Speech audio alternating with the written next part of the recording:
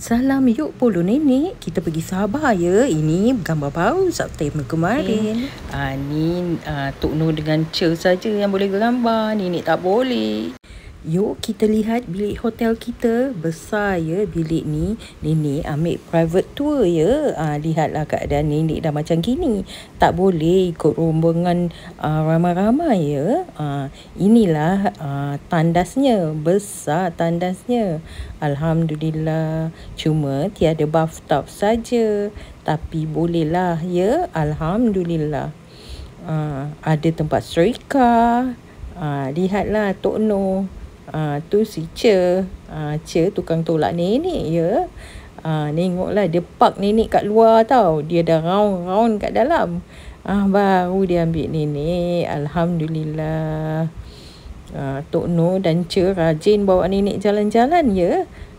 Bukan Che saja, si Misi dan Uncle Mimi pun rajin bawa nenek jalan. Alhamdulillah. Lihatlah pemandangan luar ni. Ada kafe ya kat luar tu.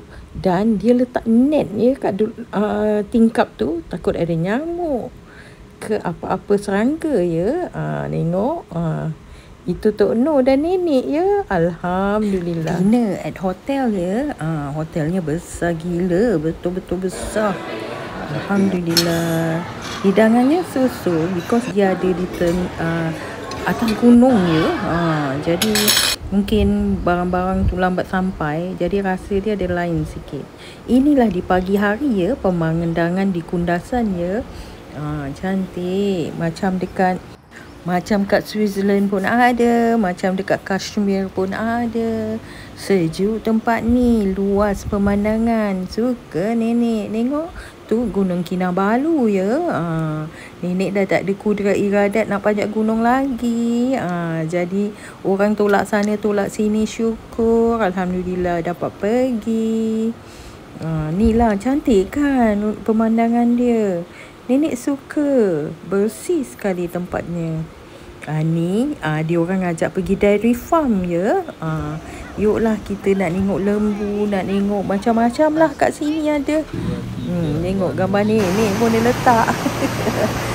Ni dia all ajak pergi apa tau, hot something, air panas punya kolam lah ya.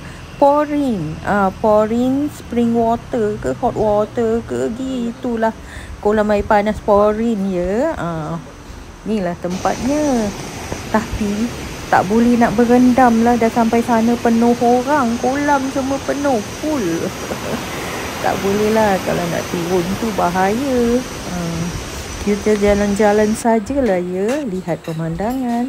Lepas tu guide ajak kita pergi Sabah Tea ya. Pemandangan di sini pun cantik. Dan hidangan di sini sedap-sedap ya. Harus pergi ya. Alhamdulillah.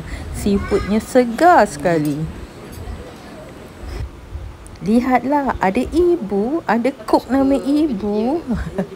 Alhamdulillah. Malam kita punya dinner. Dia kasih. Ni lah dia. Seafood.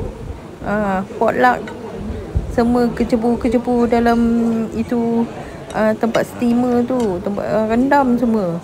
Tapi kita tak habis. Kita tak reti lah nak makan gini-gini kan. Itulah tak habis. Tu semua kita kecebu-kecebu saja. Tapi tak termakan.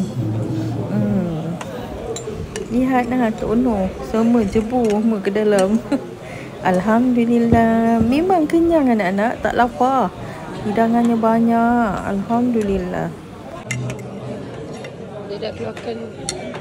Tak boleh serve anybody else.